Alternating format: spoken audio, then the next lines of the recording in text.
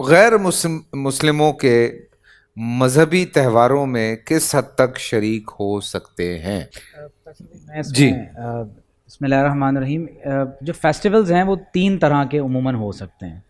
ایک religious festivals ہیں، social festivals ہیں اور نیشنل فیسٹیولز ہیں. ریلیجیس فیسٹیولز تو قطعی طور پر حرام اور ناجائز ہیں، ان میں تو شریک نہیں ہوا جائے گا، چاہے وہ کرسمس ہے، ہولی ہے، دیوالی ہے یا ایٹسیکٹرا، ایسٹرز ہیں، کوئی بھی جو ریلیجیس فیسٹیولز ہیں اس میں شریک نہیں ہوں گے.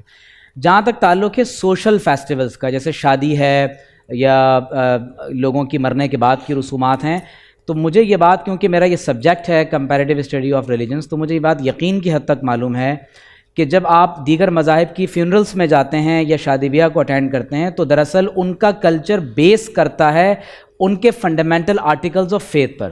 وہ اپنے مذہب کی بنیاد پر اپنے سوشل فیسٹیولز کو ادا کر رہے ہوتے ہیں. تو لہٰذا اگر آپ ان کے سوشل فیسٹیولز میں بھی انٹرٹین کریں گے تو قوی امکان یہ ہے کہ ہمیں اندازہ نہ ہو سکے اور ہم اس سوشل فیسٹیول کو مناتے ہوئے کوئی ایسا کفریہ یا شرکیہ کام کر بیٹھیں کہ جو ہمیں دائرہ اسلام سے خارج کرنے کا سبب بن جائے.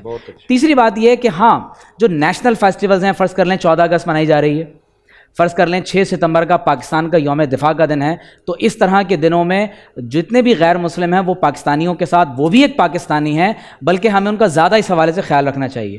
چوتھی بات اس میں یہ ہے کہ اس سے کوئی یہ ہرگز مطلب نہ اخذ کر لے کہ پاکستان میں یا کسی بھی اسلامی ریاست میں جو ریلیجیس مائنورٹیز ہیں انہیں کسی بھی طور پر اپنے مذہب پر عمل کرنے میں آزادی نہیں ہے، بلکہ وہ مکمل طور پر آزاد ہیں. پاکستان میں تو میں سمجھتا ہوں کہ بہت زیادہ آزاد ہیں، اور اسی آزادی کو ہمیں ہمیشہ مینٹین رکھنا چاہیے.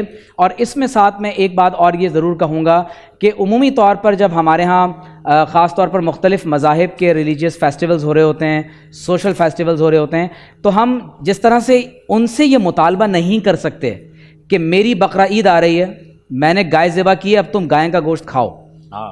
تو ظاہر ہے یہ مجھے مطالبہ نہیں کرنا چاہیے، کیونکہ مجھے معلوم ہے کہ ان کے مذہب میں گائے کا گوشت کھانا ان کے مذہب کے مطابق جائز نہیں ہے.